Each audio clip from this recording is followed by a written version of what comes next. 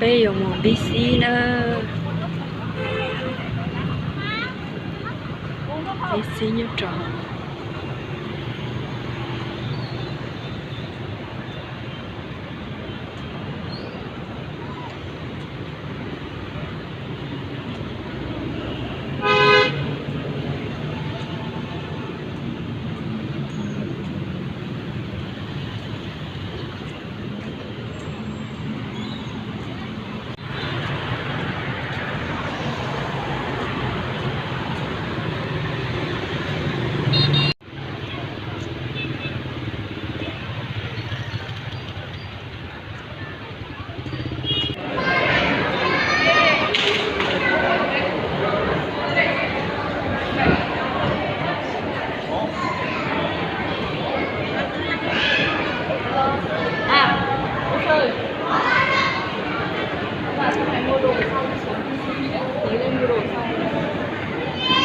Thì bây giờ xuống.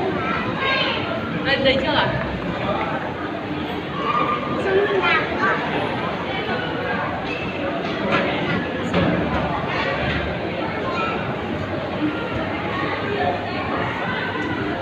nào nữa. Trên sân bay, khách hàng được mua thẻ thấp trên phần trăm đến 12 tháng.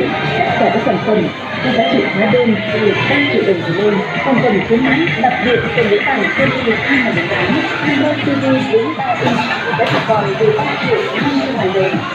Thêm là cấp số tên Smart TV 43 inch được phân giải công nghệ âm thanh cho người giá trị còn từ 7 triệu 900.000 đồng. Còn mã số tên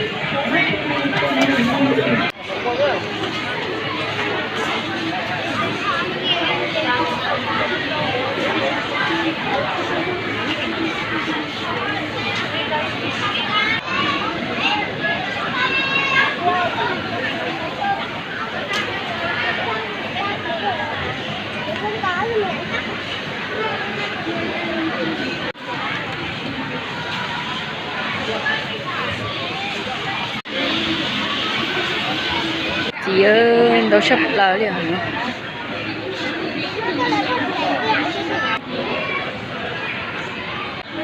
Nó là chỉ có là đây một cái trong hoặc là nó trong cái chỗ nó cái là tốt ra. Này chỉ tôi đã chỉ bảo nữa.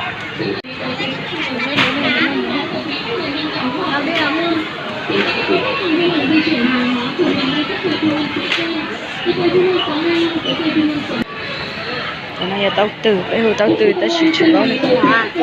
Đối với tất cả 4 lon của chúng tôi đã đóng khách hàng thanh toán. Xin cảm ơn quý khách. Còn lý à chẳng hả? Chuyển hàng hóa của mình lên các quầy thu ngân phía trên. Ở quầy thu ngân số 25 tới quầy thu ngân số 45 của chúng tôi đã đóng khách hàng thanh toán. Xin cảm ơn quý khách. Cô phải hiểu tiền thế tiền gì không? Cô hiểu tiền thế là tiền quá tôi phải.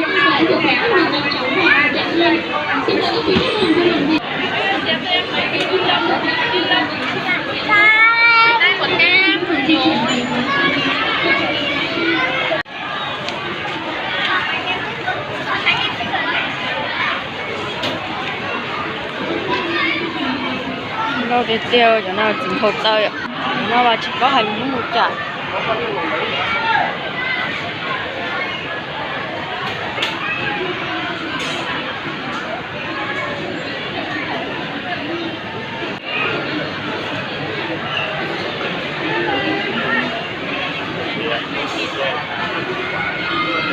Cái này là đi liếp lợn.